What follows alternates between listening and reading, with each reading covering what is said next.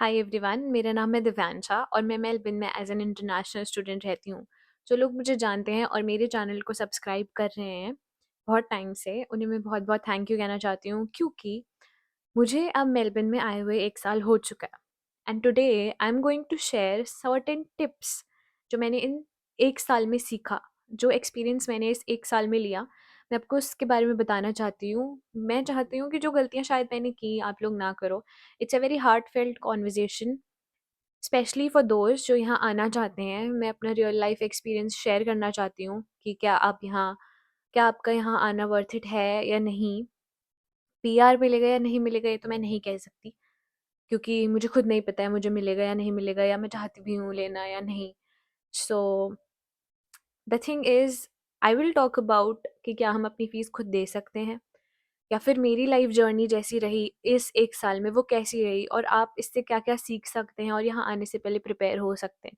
या फिर अगर आप ऑलरेडी यहाँ हैं, तो अगर आपके सिमिलर एक्सपीरियंसेस रहे हैं, तो आप प्लीज़ मुझे कमेंट सेक्शन में बता सकते हो। आप मुझे कुछ सजेस्ट कर सकते हो या व्हाटएवर यू फील लाइक।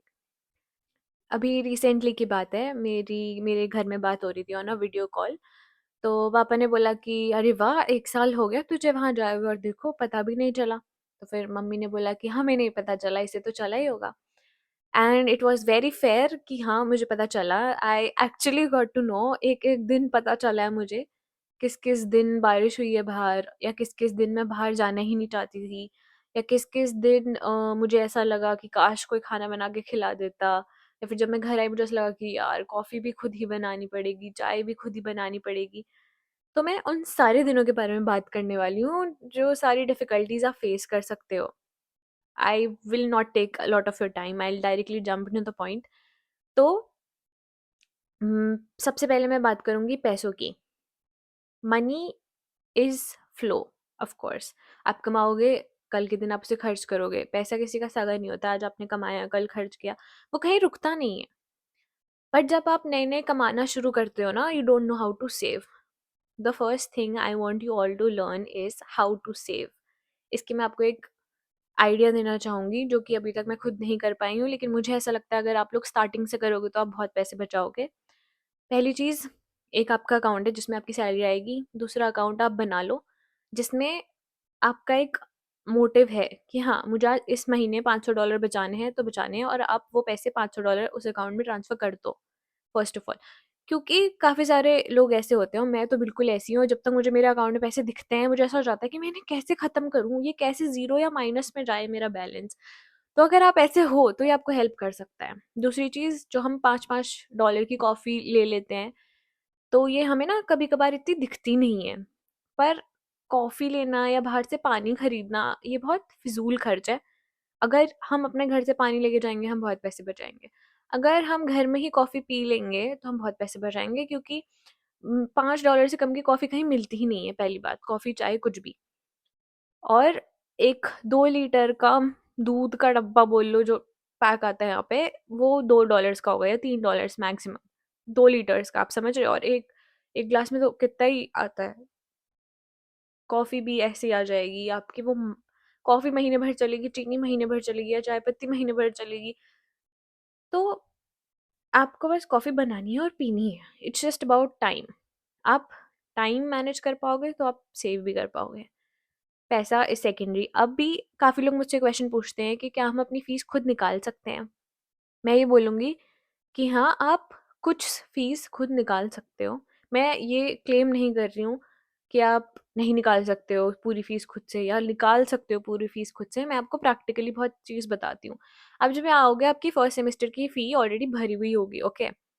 तो आपके पास बचे, अगर आप मास्टर्स करने आ रहे हो तो आपके पास 3 सेमेस्टर्स बचे, अंडरग्रेड करने आ रहे हो तो उसके हिसाब से जो भी बचे।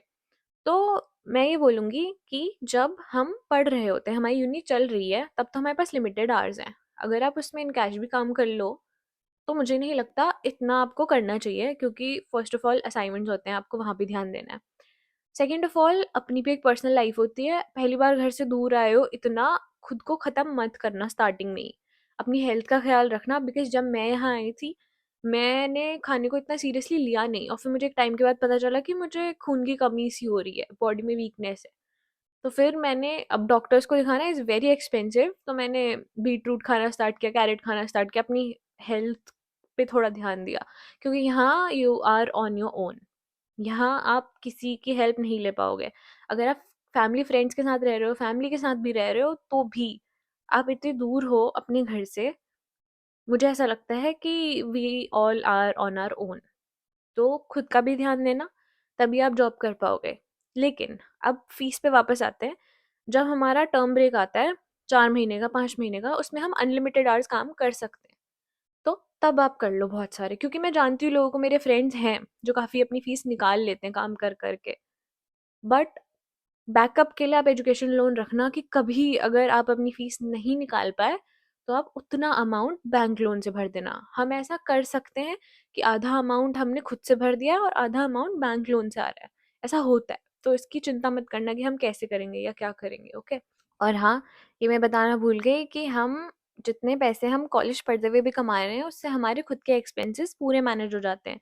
हम अपना रेंट निकाल सकते हैं, हम अपना नॉर्मल एक्सपेंसेस निकाल सकते हैं, और हम सेविंग्स भी कर सकते हैं। अब वो आप पे डिपेंड करता है आप अपने कैसे फाइनेंसेस मैनेज कर रहे हो। अदरवाइज एक्सपेंसेस अपने रेंट वेंट मिला के, खाना वाना मिला के, सब आराम से मैनेज हो जाता है। फीस की बात रही, तो मैंने आपको बता दिया कि जब आपका टर्म ब्रेक होगा तब आप अनलिमिटेड काम कर सकते हो तो कर लो, अदरवाइज कैश इन हैंड के ऑप्शंस होते हैं। बट देन उस पे आप ये नहीं बोल सकते कि मैं लीगल जो भी वेज होता है आप उसके हिसाब से नहीं ले सकते अपनी दिहाड़ी, बिकॉज कैश है तो जैसा वो कहेंगे आपको वैसा करना पड़ेगा। अब हम आते हैं अ, अगले पॉइंट पे। तो मैं आपको ये बताना चाहती हूँ कि प्लीज़ किसी पे भी रैंडमली ट्रस्ट मत करना, क्योंकि मैं तो देखो अकेले आई थी। जितने लोग मुझे बहुत स्टार्टिंग से फॉलो कर रहे हैं, मुझे देख रहे हैं, उन्हें पता होगा कि मैं जब आई थी तो मैं ना एयरपोर्ट से निकली और मुझे कुछ समझ नहीं आया। ये मेरी पहली इंटरनेशनल ट्रिप थी, और इतनी बड़ी-बड़ी बिल्डिंग्स दिख रही हैं, मेलबर्न है, खुशी भी है, दुःख भी है, क्या करूँ, क्या करूँ? तो मैं जैसे, और मैं ओला, उबर, कैब मतलब यूज़ नहीं कर सकती थी, क्योंकि वाईफ़ाई सिर्फ़ एयरपोर्ट पे था और मेरा ऑस्ट्रेलियन नंबर एक्टिवेट नहीं हुआ था। एंड मैंने इंटरनेशनल पैक जो करवाया था उसमें भी कोई दिक्कत आई थी, तो मेरा नेट नहीं चल रहा था। और मैं, अगर वो चल भी रहा होता तो उबर इसलिए नहीं कर पाती क्योंकि उबर पे यहाँ क्या होता है, कैश नहीं चलता है, कार्ड से ही पेमेंट होती है। तो मेरा ऑस्ट्रेलियन कार्ड तो था नहीं, तो जो इंडियन कार्ड था वो उबर पे यहाँ ऐड नहीं होता है। तो मुझे एयरपोर्ट्स के बाहर जो कैब्स होती है वही लेनी पड़ी। हालाँकि क्योंकि मेरा सब कुछ ऑल ऑफ अ सडन हुआ, तो मैं डीकन की तरफ से पिकअप और बुक नहीं करवा पाई थी, क्योंकि हम ऐसा कर सकते हैं। मैं डीकन में हूँ इसलिए, आपकी भी यूनिका पिकअप एंड रेसिडेंस होगा तो आप वहाँ पे कर सकते हो। बट मेरा ऑल ऑफ अ सडन हुआ था सब कुछ, तो मैं नहीं कर पाई थी ये सब कुछ। तो मैं गई तो बाहर मुझे चाइनीज़ लोग दिख रहे हैं, फिलीपींस दिख रहे हैं, एक सरदार जी भी दिख रहे हैं। तो उन्होंने मुझसे पूछा, where do you want to go? और मैंने बोला मुझे, और मेरे मुँह से हिंदी निकल गई। भाई मैं इतना पैनिक कर गई, मैंने बोला मुझे यहाँ जाना है, जो भी लोकेशन थी उस टाइम की मुझे याद है अभी भी। बट तो वो समझ गए कि बेचारी पहली बार आई है, तो उन्होंने एक बैग उन्होंने मेरा ले लिया, उन्होंने ले लिया, ऐसे करके वो गए। पर वो बहुत अच्छे थे, उन्होंने मुझे बहुत अच्छी-अच्छी एडवाइसेज़ दी। उन्होंने बोला फ़ोकस से मत भटकना, जो करना है वो करना। वो अपना एक्सपीरियंस उन्होंने मुझे बताया, which was very good and I am grateful for that. लेकिन उन्होंने मुझसे उस कैब के $150 लिए। वो $150 मुझे आज की डेट में बहुत लगते हैं। तब मुझे इतने नहीं लगे थे, क्योंकि मैं पहली बार आई थी, मुझे वैल्यू नहीं पता थी कि क्या करना है। मुझे लगा नॉर्मली इतना जाता होगा। तो जब आप कहीं नई जगह जाते हो, आपको नहीं पता होता कि कितने देने चाहिए, कितने नहीं देने चाहिए। अब मैं नहीं कह रही हूँ मेरी गलती है। हो सकता है उस इंसान की गलती जिसने ओवर प्राइस्ड कैब मुझे वो करा। बट देन फाइन, ठीक है, जो हुआ हुआ। बट देन आप इस चीज़ को लेके प्रिपेयर्ड रहना कि आप कैसे आओगे, कैसे जाओगे, कोई पिकअप ड्रॉप हो, नहीं हो तो एयरपोर्ट के अंदर से कैब बुक कर लेना, क्योंकि वो तो मुझे रैंडमली दिखा, मुझे लगा ऐसे ही जाना चाहिए, तो मैंने वो करा। ऑल्सो फिर जब मैं आई तो फिर मुझे 2 घंटे बाहर रहना पड़ा, क्योंकि मैंने एयरबीएनबी बुक किया हुआ था। तो एयरबीएनबी बुक करा हुआ था तो बहुत ठंड थी। मैं जून लास्ट लास्ट में आई हुई थी, 28 जून को मैं लैंड हुई थी, हाँ। तो बहुत ठंड थी, फिर मैं एक कैफ़े में रुकी और मैंने सिर्फ़ एक हुड पहना हुआ था। और बिल्कुल जिन जो लोग यहाँ रहते हैं उन्हें पता होगा, सिर्फ़ एक हुड में अंदर से कुछ होना चाहिए आपके पास। बट इट्स फाइन, मुझे ठंड की आदत है, लेकिन कोई और होता तो उसे बहुत ठंड लगती। मैंने कॉफ़ी पी, मैं फिर 2 घंटे बाद मैंने चेक इन कर लिया।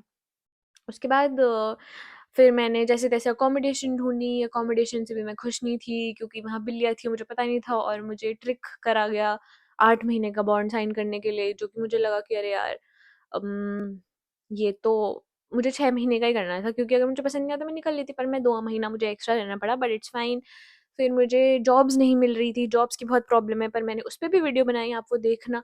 मैंने कम से कम 100 प्लस रेज़्यूमेज़ अप्लाई करे, 100 प्लस जगहों पे अपने रेज़्यूमे भेजे, उसके बाद मुझे एक इंटरव्यू कॉल आया। बट लकीली उसी इंटरव्यू कॉल की जॉब मेरी फाइनलाइज़ हो गई थी, बट स्टार्टिंग में बहुत प्रॉब्लम हुई, तो 4 महीने तो मेरे पास जॉब नहीं थी। मैं आपको कोई डिमोटिवेट नहीं कर रही हूँ, पर मैं आपको सारे तरीके बता रही हूँ कि जो मैंने नहीं करे वो आप कर सकते हैं, और मैंने वीडियो बनाई है ऑलरेडी इन चीज़ों पे।